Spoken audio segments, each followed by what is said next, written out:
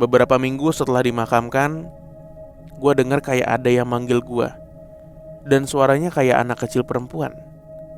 Adit, Adit.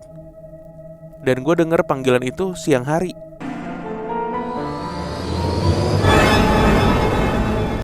Assalamualaikum warahmatullahi wabarakatuh. Shalom. Om Swastiastu. Namo Buddhaya. Salam kebajikan. Selamat datang kembali di YouTube channel Padepokan Malam Kliwon. Betul. YouTube kita kembali PMK lagi. Ya. Yes. Jangan lupa teman-teman yang mau dengar di Spotify, Mm-mm. itu lebih panjang durasinya, minimal kita setengah jam. Betul.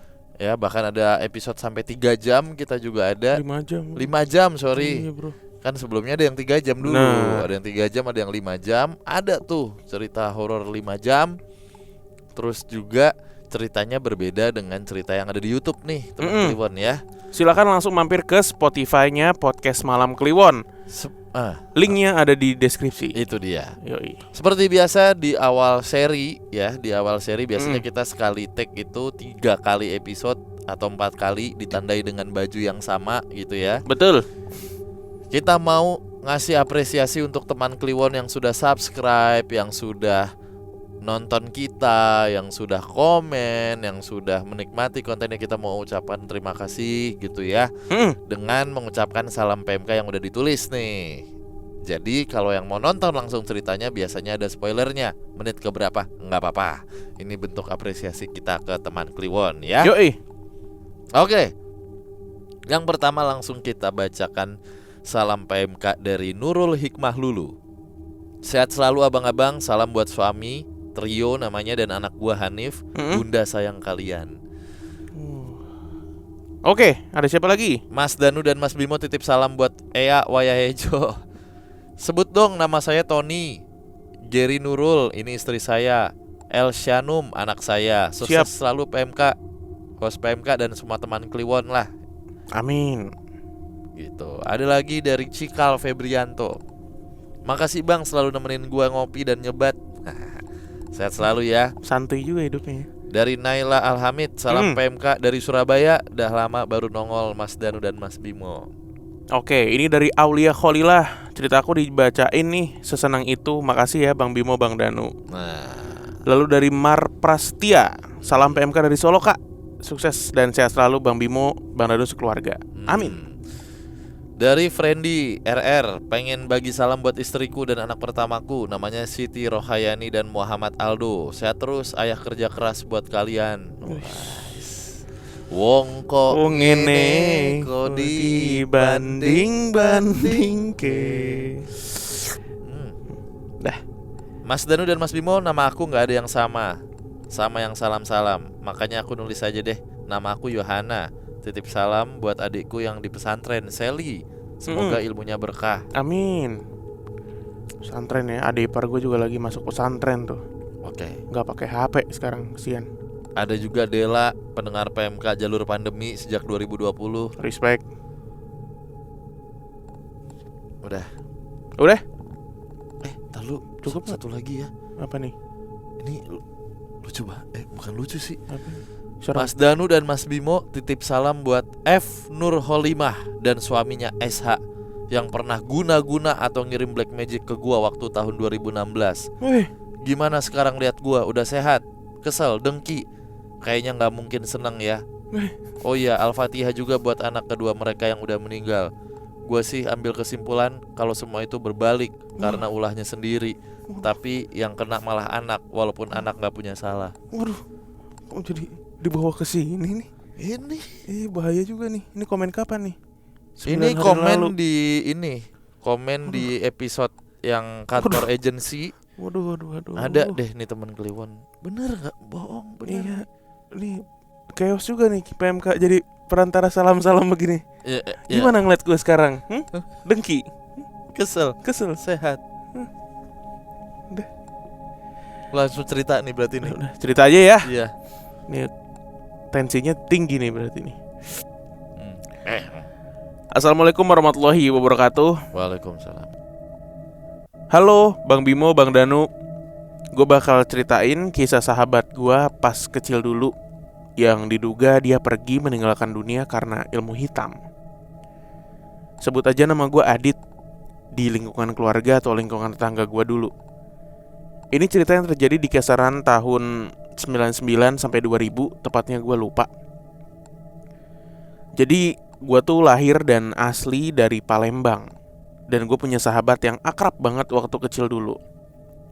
Dia cewek, namanya Ara, seumuran sama gue. Bukan bermaksud ria, Ara dan gue tuh berasal dari latar belakang keluarga yang jauh berbeda dari segi sosial dan ekonomi. Tapi karena rumah kami berdekatan, depan belakang gitu, dan orang tuanya Ara suka bantu-bantu di rumah keluarga gue, jadilah kami bersahabat dan sering main bareng. Saking deketnya, bahkan kami pernah belajar bareng dari balkon rumah masing-masing.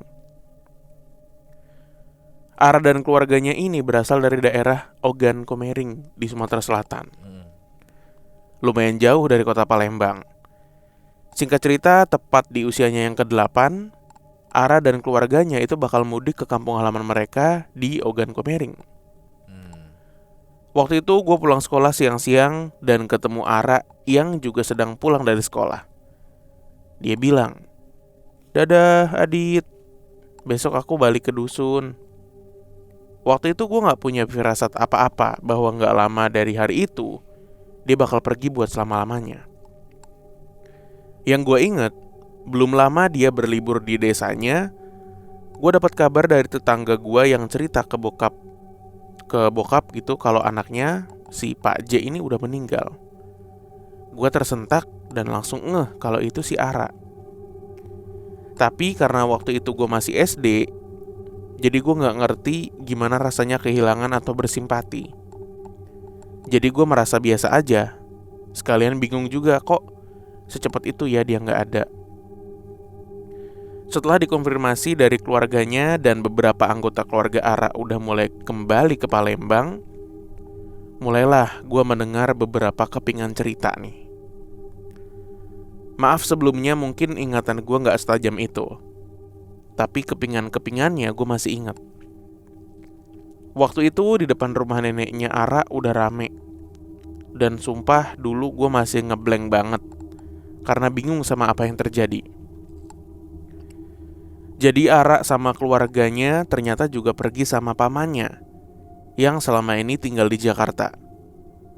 Pamannya balik nih ke Palembang dan ikut mudik ke kampung halaman. Ada beberapa kejanggalan yang terjadi sama pamannya Ara ini.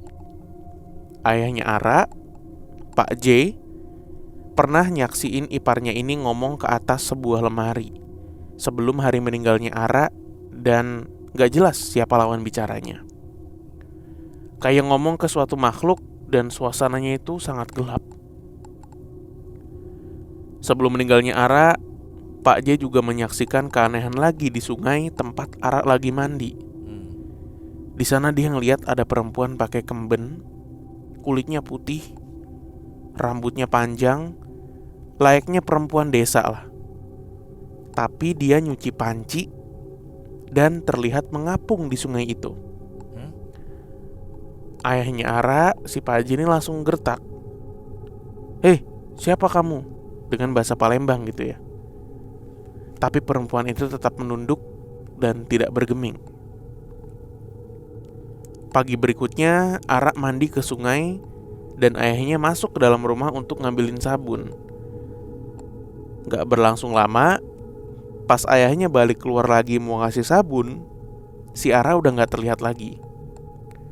Ternyata Ara ditemukan meninggal di sebuah lubang yang terdapat di dasar sungai. Jujur sekarang gue sedih kalau inget-inget lagi kejadian itu. Keluarga besar Ara di Palembang menduga ada yang tidak wajar dengan kematiannya. Usut punya usut, pamannya Ara itu ikut pesugihan. Dan keluarganya geram karena Ara seperti dijadikan tumbal pesugihannya. Gue kasihan banget kalau ceritanya harus kayak gitu. Ara itu anak yang baik banget, rajin dan suka diajarin ibadah menurut agama gue oleh almarhumah nyokap.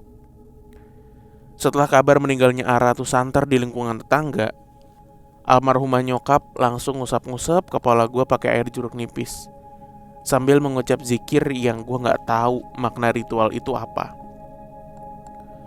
Mungkin tujuannya untuk menghindari gue dari gangguan-gangguan jahat. Beberapa minggu setelah dimakamkan, gue dengar kayak ada yang manggil gue. Dan suaranya kayak anak kecil perempuan. Adit, Adit. Dan gue dengar panggilan itu siang hari, pas gue lagi nonton TV. Lantas gue keluar rumah dan nanya sama tetangga yang lewat. Tadi lo yang manggil gue ya? Terus dia bilang, enggak. Gue tanya lagi, terus anak-anak pada di mana? Dia bilang, lagi pada di belakang. Gue langsung bertanya-tanya tuh, siapa yang manggil gue? Apakah itu Ara yang mau pamit ke gue? Bertahun-tahun berlalu, gue kuliah ke Bandung dan beberapa kali pulang ke Palembang. Ibunya Ara masih suka bantu-bantu di rumah bokap dan sering banget bilang, coba kalau Ara masih hidup sampai sekarang, pasti dia udah segede kamu. Gue ngerasa sedih banget kalau dengar kalimat itu lagi. Apalagi Ara dulu sahabat karib gue banget. Sekarang gue udah nikah dan menetap di Bogor. Pulang ke Palembang juga makin jarang, paling pas lebaran atau kalau ada urusan doang. Bokap juga udah nikah lagi sepeninggal nyokap dan pindah ke kawasan lain. Gue udah putus kontak sama keluarganya Ara, dan gue kadang cuma dapet word of mouth aja dari ibu sambung gue. Terakhir yang gue denger, ayahnya Ara nih, si Pak J, itu udah meninggal karena penyakit jantung, dan adiknya terlibat kriminal obat-obatan terlarang gitu. Ya, gue doain semoga Ara tenang dan bahagia di sana dan bisa jumpa lagi sama ayahnya. Makasih ya Mas Danu, Mas Bimo. Sorry banget kalau kepanjangan. Kisah ini masih gue inget sampai sekarang dan gue bersyukur punya sahabat kecil kayak si Ara. Akhir kata, wassalam, dan gue selalu nantikan cerita-cerita selanjutnya dari PMK. Oke, sukses. Sukses, terima kasih.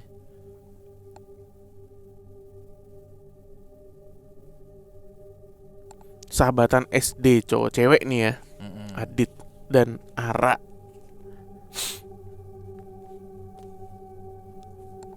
Pamannya ini bisa dibilang beban keluarga nih ya.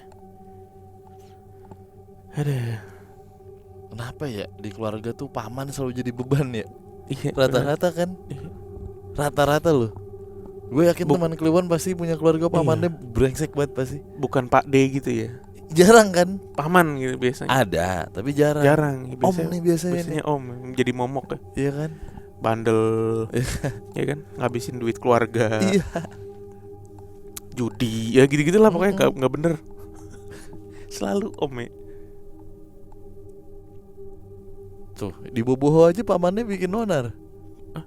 Pamannya baik, blow on kalau itu. Kalau di Boboho tuh paman tat. Namanya tat. Paman tat. Ini cerita kalau diambil dari angle sedihnya, ini cerita kesedihan seorang sahabat. Iya, betul. Ditinggalkan sahabatnya. Walaupun masih kecil lah ya. Iya, pas SD dia juga sebenarnya belum nggak banget kan. Ya tapi kalau ke bawah sampai sekarang, makin sadar tuh pas makin gede. Anjir, dulu tuh gue punya sahabat kayak gini ya. Dan matinya tragis gitu. Tapi gue penasaran si perempuan yang tadi di nyuci panci di sungai gitu ya. Missing di situ dia. Ngapung lagi. Bisa aja kan emang mbak-mbak biasa ya sebenarnya, lagi nyuci panci gitu. Gue kira ada hubungannya itu dengan itu tadi. Nggak taunya besoknya kan. Dan nyuci panci lagi. Iya. Kelihatannya. Kayaknya kalau makhluk pesugihan nggak nyuci panci deh. Enggak. Lili pali lah. Nyuci panci. Nyuci di sungai tuh nyuci truk biasanya. Iya, udah nyuci truk. Kalau enggak, kalau di kali itu biasanya ini ada traktor teman-teman. Channel YouTube tuh. Iya, banyak banget view-nya. Ya, ini apa nih teman-teman? Dari cerita ini gue juga tahu salah satu ritual yang jarang gue denger, tapi juga nggak dijabarin dengan coba dengan maksudnya apa gitu, nggak dielaborate gitu. Mengusap dahi dengan jeruk nipis. Ya kan? Iya, baru denger. Biasanya kan air putih aja gitu ya, atau air wudhu atau air doa lah. Usap-usapin gitu. Kalau jeruk nipis nah. Ya makanya gue baru tahu aja. Kayak sayang mendingan ke somai menurut gue daripada ke jidat aja. Benar, mending ke soto Betawi gitu. Iya, lebih daripada ke jidat ya. gurih, bener. Kalau ke jidat kan jatuhnya ini ya, perih kena mata. Perih bro kena mata. Habis sih. Meres-meres aja ya. Tahan ya. Dikit. Pakai sendok. Diginiin. Biar bijinya enggak ngikut ya. Biar bijinya enggak ke muka. Tahan ya. Ya, itu kan nggak mungkin satu jeruk nipis. Bener. Nih nipis loh. Ini nipis apa limo nih? Nah, betul nih. Kalau nipis bisa lah satu lah. Gede kan? Gede. Kalau limo nih. Limo nggak mungkin satu. Nggak mungkin. Sendok ya. Baru diusap. Biar bijinya nggak ngikut ya. Emang somai. Ini meres somai apa meres jidat sih? Tapi baru dengar gue soalnya gitu. Iya mungkin di daerah Palembang. Nggak tahu juga sih. Mungkin ya. Mungkin juga. Mungkin Palembang pakai jeruk nipis. Kalau di Bali pakai jeruk Bali gitu, nggak tahu deh. Susah banget lah, Pak, bener susah banget. Kan gede tuh jeruk Bali. Dikeprok Pak itu Pak. Loh langsung. Aduh. Yang susah mah di sono Ekuador apa di mana gitu. Pakai kokoa. Pakai kokoa? Iya, kan di sana penghasil kokoa. Kokoa terbesar ya. Amerika Utara kan apa Amerika mana gitu. Latin kan? dong. Ekuador. Ya udah gitulah. Ya. Abis ini kita mau ke Ekuador kebetulan. Ngapain? Mau ke Ekuador. Oke. Teman Kliwon jangan lupa untuk di subscribe ya. Yang belum subscribe, di like atau tinggalkan komen lah di video ini. Oke. Oke. Kita ketemu di video berikutnya. Bye bye. Bye.